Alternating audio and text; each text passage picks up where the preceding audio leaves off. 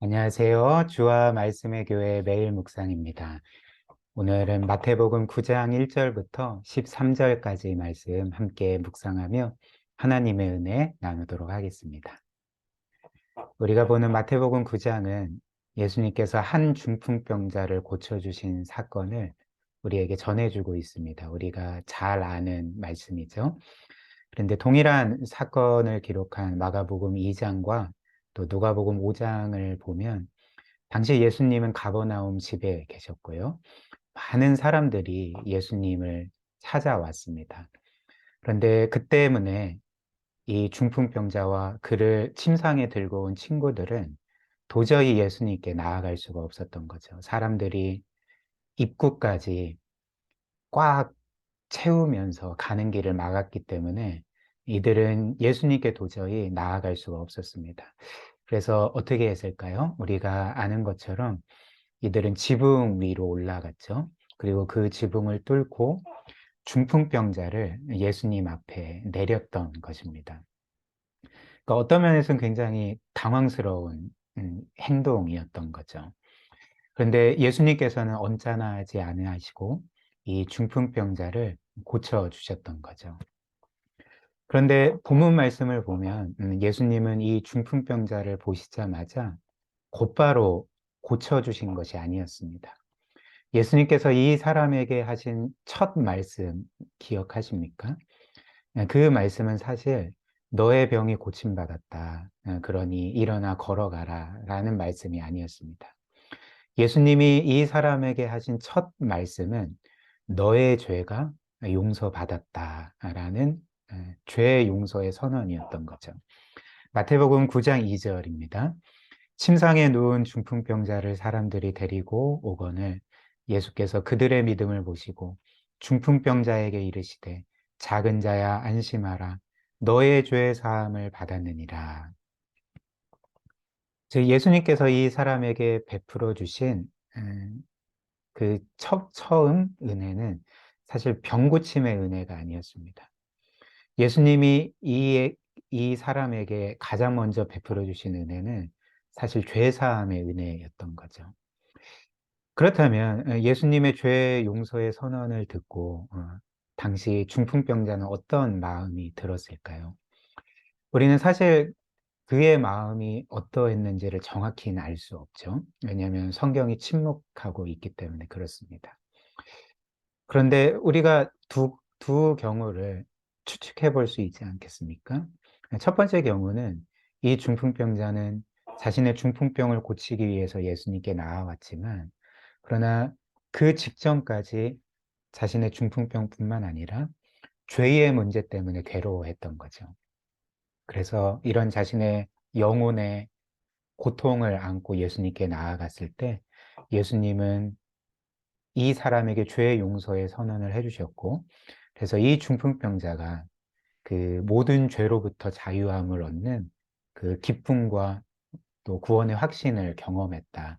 이렇게 추측할 수도 있을 거고요. 그리고 또 한편, 이 중풍병자는 단지 자신의 병을 고침받기 위해 나왔는데, 예수님께서 자신의 병은 고쳐주시지 않고 죄의 용서의 선언을 해주시니까 이것을 듣고 당황했을 수도 있을 것 같습니다. 근데 어찌됐든 두 경우 중에 어떤 것인지는 우리가 알 수는 없는 거죠. 그러나 이 본문 말씀에서 또 예수님의 말씀에서 우리가 확실히 알 수 있는 한 가지 사실이 있습니다. 그 사실이 무엇일까요?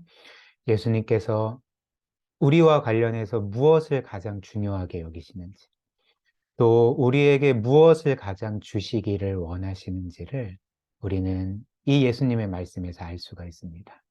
예수님이 가장 중요하게 여기시는 것, 예수님이 우리에게 가장 주시고자 하는 것이 무엇일까요? 바로 우리의 병을 고쳐주시는 것도 주님이 원하시지만 그분이 가장 주시기를 원하시는 것은 사실 죄의 용서라는 것입니다. 왜 그럴까요? 이 중풍병자와 관련해서 그의 병이 치료받아도 사실 그의 죄의 문제가 해결되지 않으면 그는 영원히 비참하고 불행해질 수밖에 없기 때문에 그런 거죠. 그러나 이 중풍병, 즉 불치병을 치료받지 못한다 할지라도 그의 죄의 문제를 해결받으면, 그의 무수히 많은 죄가 용서함 받는다면, 그래서 구원받는다면 그는 죽어도 영원히 살 것이기 때문에 그렇습니다. 즉 주님은 너의 죄가 용서함 받았다라는 그 선언을 해주실 때 그 이렇게 말씀하신 거죠. 구체적으로요. 너는 중풍병을 고침받기 위해 나에게 나왔지만, 그러나 너의 근본적인 문제, 너의 운명을 결정짓는 문제는 사실 중풍병이 아니다. 너의 근본적인 문제는 죄의 문제이다. 너는 그 죄로 인해서 영원히 죽게 될 거고, 비참하게 될 거다. 따라서 나는 물론 너의 연약함을 긍휼히 여기고 너의 병을 고쳐주기를 원하지만 너의 가장 근본적인 문제인 죄의 문제를 해결하기 위해 이 세상에 왔다. 그러므로 나는 내가 가장 중요하게 여기는 것을 너에게 준다. 너는 죄의 용서를 받아라. 이렇게 말씀을 하셨던 것입니다. 그리고 이것이 하나님이신 예수님께서 그 하늘 보좌 떠나시고 그 모든 무한하고 영원한 영광을 뒤로 하시고 우리와 같은 사람이 되셔서 이 세상에 오신 이유가 아닙니까? 이는 곧바로 이어지는 예수님께서 마태를 부르시고 제자로 삼으신 사건에서도 잘 나타납니다. 우리가 이 중풍병자를 고치신 사건 이후에 곧바로 이어지는 그 사건이 바로 예수님께서 마태를 부르신 사건임을 보게 되는데요. 예수님은 당시 가장 큰 죄인 취급받던 세리 마태를 보시고 그를 제자로 부르시고 삼으셨습니다. 근데 한번 생각을 해보십시오. 그 당시나 지금이나 사회에서 명망 있고 존경받는 한 선생이 사회적으로 가장 지탄받고 가장 큰 죄인으로 정죄받는 한 사람을 자신의 제자로 삼는 법은 없을 것입니다. 만약 그렇게 큰 죄인을 자신의 제자로 삼는다면 사람들은 그 선생을 향해서 여러 말을 하고 또 비난하지 않겠습니까? 그런데 예수님께서는 놀랍게도 그 당시 가장 큰 죄인 취급받던 세리 마태를 그분의 제자로 부르셨던 거죠. 마태복음 9장 9절입니다. 예수께서 그곳을 떠나 지나가시다가 마테라 하는 사람이 세관에 앉아 있는 것을 보시고 이르시되 나를 따르라 하시니 일어나 따르니라. 그리고 마태는 자신과 같은 죄인을 제자로 삼아 주신 예수님의 은혜에 너무 감사하여서 예수님을 위해서 잔치를 베풀었던 것 같습니다. 그래서 예수님은 마태의 집에서 식사를 하고 계셨는데 그때 마태와 가족들뿐만 아니라 마태와 똑같은 죄인 취급받던 많은 세리들과 온갖 죄인들이 마태의 집에 와서 예수님과 함께 식사를 했던 거죠. 아마 예수님께서 그 죄인들을 초청하셨던 것 같습니다. 10절입니다. 예수께서 마태의 집에서 앉아 음식을 잡수실 때에 많은 세리와 죄인들이 와서 예수와 그의 제자들과 함께 앉았더니 식사를 하셨다는 거죠. 당시 유대 문화에서 함께 식사를 한다는 것은 그냥 간단한 일이 아니었습니다. 그 당시 한 사람이 다른 사람과 식사를 한다는 것은 그 두 사람이 친구가 된다는 의미였습니다. 그렇다면 예수님께서 죄인들과 식사를 하셨다는 것은 무엇을 의미할까요?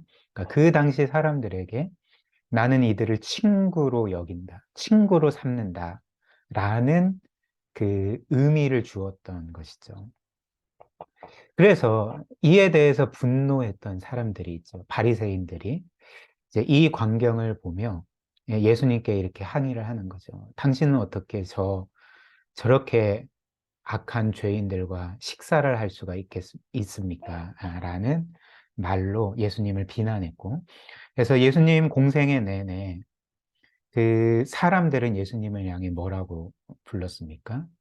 저는 저 사람은 죄인들의 친구다라고 멸시하며 예수님을 비난했던 거죠.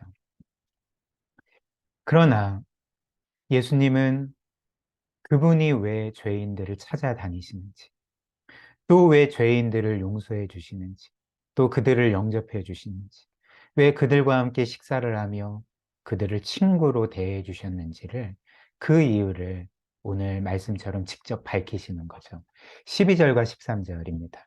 예수께서 들으시고 이르시되 건강한 자에게는 의사가 쓸데없고 병든 자에게라야 쓸데있느니라.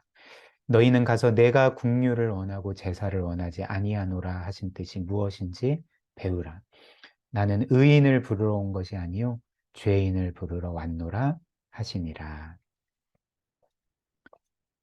예수님의 이 말씀의 요점이 무엇일까요? 병든 자에게 의사가 필요한 것처럼 나는 죄인의 구세주로서 죄인을 그 죄와 영원한 비참과 형벌로부터 구원하는 구세주로서 이 땅에 왔다. 그렇기 때문에 나는 죄인들을 찾아다니고 죄인들을 영접하고 죄인들을 용서하고 죄인들을 구원하는 일을 하는 것이 합당하다. 이것이 나의 사명이다. 이렇게 말씀을 하신 것 아닙니까? 예수님의 이 말씀이 우리에게 어떤 확신을 줄까요? 예수님의 말씀처럼 내가 그 죄인이라면, 즉 내가 하나님 앞에서 아무 소망 없는 죄인임을 인정하고 고백한다면 예수님은 바로 나를 구원하러 이 세상에 오셨다는 것입니다. 나를 찾으러 오셨고, 나를 부르러 오셨고, 나를 구원하러 오셨다는 것을 예수님의 말씀을 통해 확신할 수가 있게 되는 거죠. 그래서 내가 그 죄인이라면 나는 나의 죄 때문에 예수님께 나아갈 수가 있는 것입니다. 나의 어떤 선함 때문에, 나의 의로움 때문에 예수님께 나아갈 수 있는 것이 아닙니다. 혹은 나의 어떤 종교적인 성실한 삶 때문에 예수님께 나아갈 수 있는 것이 아닙니다. 도리어 보통 사람들이 생각하기에 죄가 우리로 하여금 하나님께 나아가지 못한다 말하지만 그렇지 않죠.